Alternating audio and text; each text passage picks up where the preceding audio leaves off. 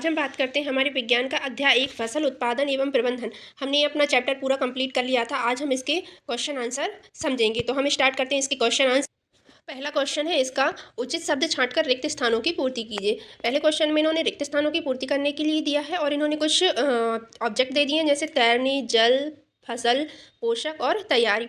तो इसका का दिया है इन्होंने, एक स्थान पर एक ही प्रकार की बड़ी मात्रा में उगाए गए पौधों को खाली स्थान कहते हैं। तो इनमें से अपन को छांट के बताना है कि इसको क्या कहते हैं। तो इसको कहते हैं फसल। अपन ने पाठ में भी पढ़ा था कि ये एक स्थान हो गया और इसमें एक ही प्रकार के बहुत सारे पेड़ लगाए गए हैं, पौधे लगाए गए हैं, तो उसको हम क्या कहेंगे, फसल कहेंगे। तो फर्स्ट में क्या आ जाएगा, फसल।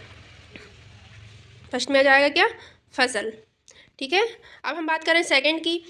फसल उगाने से पहले प्रथम चरण मिट्टी की खालिस्तान होता है। तो अपन लोगों ने पढ़ा है कि सबसे पहला चरण फसल उगाने का क्या होता है, मिट्टी की तैयारी करना। तो इसमें क्या आ जाएगा, तैयारी करना आ जाएगा। ये लिखा हुआ है तैयारी करना।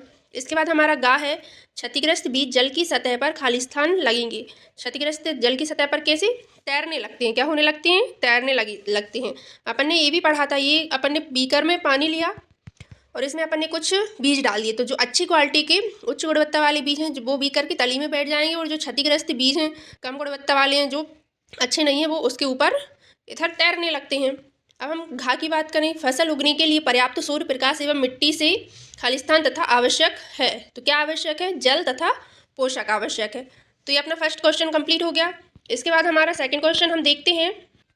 सेकेंड क्वेश्चन में है, कॉलम ए में दिए गए शब्दों का कॉलम बी से मिलान कीजिए। कॉलम ए और कॉलम बी दोनों दिए गए हैं इसमें। अब कॉलम ए में दिया है खरीफ की फसल, रबी की फसल, रासायनिक उर्वरक और कार्बनिक खाद। खरीफ की फसल हम सब जानते, वह फसल जो वर्षा ऋतु में, मतलब जून से जुलाई में बोई जाती है और इधर सितंबर से अक्टूबर में काट ली जाती है, वो क्या होती है, खरीफ की फसल। तो खरीफ की फसल में क्या आ जाएगा, धान एवं मक्का। अब हम बात करें रबी की फसल, तो रबी की फसल वो फसल जो शीत ऋतु में बोई जाती है, जैसे गेहूँ, चना, मटर, ये रबी की फसल में आ जाएगा। अब हम बात करें रासायनिक उर्वरक की। रासायनिक उर्वरक क्या होती है, तो रासायनिक उर्वरक जो पेय पदार्थ जो मानव के द्वारा बनाए जाते हैं, मशीनों के द्वारा बनाए जाते हैं, वो क्या होते हैं, रासायनिक उर्वरक होते हैं, जैसे यूरिया एवं सुपर फास्फेट। अब हम बात करें कार्बनिक खाद की, तो कार्बनिक खाद पशु अपशिष्ट, गोबर, मूत्र एवं पादप अपशिष्ट से क्या हो गए, हमारे कार्बनिक खाद हो गए। अब हमारा थर्ड क्वेश्चन है, इसके क्वेश्चन आंसर, ये आंसर भी दिए हैं इधर इन्होंने, इसका अच्छे से उत्तर दे दिया है, आप लिख सकते हो। खरीफ की फसल धान एवं मक्का, रबी की फसल गेहूं, चना, मटर, रासायनिक उर्वरक यूरिया एवं सुपर फास्फेट, कार्बनिक खाद पशु अपशिष्ट, गोबर, मूत्र एवं पादप अवशेष। ठीक है, मवेशियों का चारा इन्होंने एक एक्स्ट्रा दे दिया है, इसमें कोई भी मिलान नहीं है। अब हमारा थर्ड क्वेश्चन है, निम्नलिखित के दो उदाहरण दीजिए। पहला दे दिया इन्होंने रबी की फसल और दूसरा, पहला खरीफ की फसल और दूसरा है रबी की फसल। खरीफ की फसल गेहूं और चना, रबी की फसल धान और मक्का, ये उसका आंसर हो गया। अब हम बात करते हैं हमारे फोर्थ क्वेश्चन की। फोर्थ नंबर का क्वेश्चन क्या है, निम्नलिखित पर अपने शब्दों में एक एक पैराग्राफ लिखिए। पहला क्या है, मिट्टी की तैयारी करना, बुआई, निराई और थ्रेशिंग। अब हम बात करते हैं मिट्टी तैयार करने की। मिट्टी को हम कैसे तैयार करेंगे, मिट्टी तैयार करना कृषि की पहली प्रक्रिया है। इसमें सबसे पहले जुई नहीं, इसमें आएगा जुताई की जाती है। क्या की जाती है, जुताई की जाती है, जिससे मिट्टी को उल्टा पलटा जाता है और उसको नीचे से पोला किया जाता है। जुताई की क्रिया हल या ट्रैक्टर में लगे कल्टीवेटर का उपयोग किया जाता है। मिट्टी पोला करने से इसमें जड़ें गहराई तक जा सकती हैं और पोली मिट्टी में रहने वाले सूक्ष्म जीवों की वृद्धि होती है, जो वृद्धि करने में सहायक होती हैं। पोली मिट्टी में जल को धारण करने की जो क्षमता है वो भी अधिक हो जाती है। अब हम सेकंड टॉपिक है हमारा खा नंबर का, बुआई कृषि की दूसरी महत्वपूर्ण प्रक्रिया है, जिसमें बीजों को मिट्टी के अंदर डाला जाता है। बोने से पहले उत्तम किस्म के बीजों का चयन किया जाता है और जो अधिक उपज देती हो और स्वस्थ हों। अब हमारा थर्ड नंबर का है निराई किसे कहते हैं, तो हम बात करते हैं निराई की। खरपतवार को फसलों से हटाने की प्रक्रिया निराई कहलाती है। इसमें खुरपी जैसे कृषि औजारों को उपयोग किया जाता है। निराई की एक दूसरी विधि है पीड़कनाशियों का उपयोग, जिन्हें खरपतवार नाशी भी कहते हैं। फसलों में अवांछित पौधों को नष्ट कर देता है। इसके बाद हमारा टॉपिक है थ्रेशिंग। काटी गई फसलों से बीज दानों को भूसे से अलग करने की विधि थ्रेशिंग कहते हैं। आजकल थ्रेशिंग के लिए मशीनों का उपयोग किया जाता है। थ्रेशिंग के बाद बीजों को सुरक्षित और भंडारण कर लिया जाता है।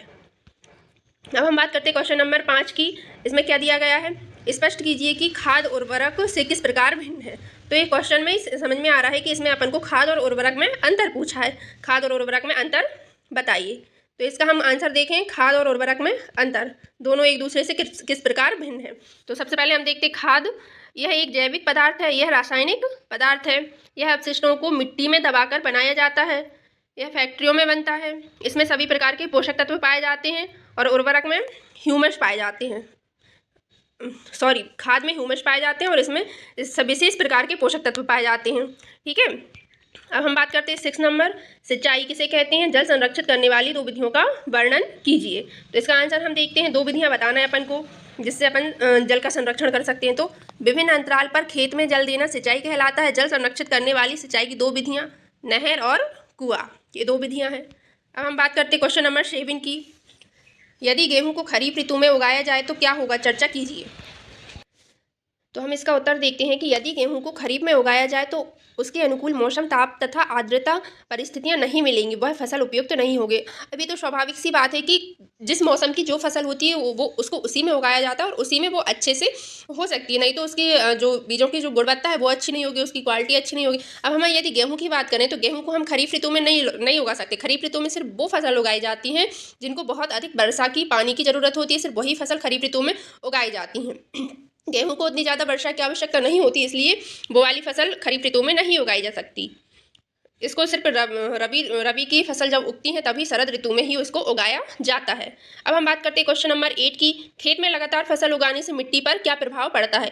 देखो बच्चों, हम पहले भी पढ़ चुके हैं और हमने बड़े बुजुर्गों से भी आप लोगों ने सुना होगा कि यदि अपन खेत में लगातार कोई एक के बाद एक फसल उगा रहे हैं और उसको बिल्कुल भी खुला नहीं छोड़ रहे हैं तो मिट्टी की जो उपजाऊ क्षमता है उस पर प्रभाव पड़ता है। मिट्टी की उपजाऊ क्षमता कम होती जाती है, उसमें जो पोषक तत्व होते हैं पोटेशियम, नाइट्रोजन, वो खत्म होते जाते हैं और उसकी उपजाऊ क्षमता भी कम होती जाती है। इसलिए मिट्टी को जुताई करने की आवश्यकता होती है। उसके ऊपर की जो परत है वो खत्म हो जाती है। जुताई होती है तो मिट्टी के जो पोषक तत्व हैं वो ऊपर आ जाते हैं और जिससे उसकी उपजाऊ क्षमता थोड़ी बढ़ जाती है। और नीचे भी उसमें जो सूक्ष्म जीवों की वृद्धि होती है वो भी पेड़ पौधों को मतलब उसकी जड़ों को ठीक से रखते हैं और उसमें वृद्धि के लिए सहायक होते हैं। अब हम इस आंसर पर जाते हैं। खेत में लगातार फसल उगाने से मिट्टी की उर्वरक क्षमता कम हो जाती है। कई बार एक ही किस्म के पौधे उगाने से एक विशेष प्रकार के पोषक तत्वों की कमी हो जाती है। इस समस्या को फसल चक्रण या खेत में कुछ समय के लिए खाली छोड़कर हल किया जाता है। जब खेत की जो उपजाऊ क्षमता है वो कम हो जाती है तो उसको क्या, फसल चक्रण कहते हैं, है ना। अब हम बात करते हैं क्वेश्चन नंबर 9 की। क्वेश्चन नंबर 9 है हमारा, खरपतवार क्या है, हम उसका नियंत्रण कैसे कर सकते हैं। तो फसलों में पौधों के साथ कुछ अनचाहे पौधे भी उग आते हैं, इन पौधों को हम खरपतवार कहते हैं। खरपतवारों को हम निम्न 2 विधियों से नष्ट कर सकते हैं। फर्स्ट है निराई के द्वारा और सेकंड है पीड़कनाशी के द्वारा। तो जैसे ये अपना खेत है, ये अपना खेत हो गया, इसमें ये बहुत सारे मान लो गेहूं के पेड़ लगे हैं या चने के कुछ भी पेड़ लगे हैं। ये अपना खेत है और इसमें ये पेड़ लगे हैं गेहूं चने के, एक ही अपनी फसल हो गई। अब इसमें कुछ इधर कुछ ये एक्स्ट्रा के कचड़े के पेड़ उग गए इसमें, तो इसको हम उखाड़ कर इसको हम उठा के जड़ से अलग कर देंगे तो ये हमारी निराई हो गई। और फिर इसमें यदि हम इधर पंप के द्वारा इस छिड़काव करेंगे रसायन का, इसका छिड़काव करके इनको अलग करेंगे और ये पेड़ पौधे वहीं के वहीं सूख कर गिर जाएंगे, वो हमारा क्या हो गया, पीड़कनाशी के द्वारा या रासायनिक उर्वरक के द्वारा खरपतवार से सुरक्षा हो गया। इसके साथ ही हमारा ये अध्याय खत्म होता है आज। इसके क्वेश्चन आंसर भी कंप्लीट हो गए हैं। अब हम नेक्स्ट वीडियो में अध्याय 2 कवर करेंगे।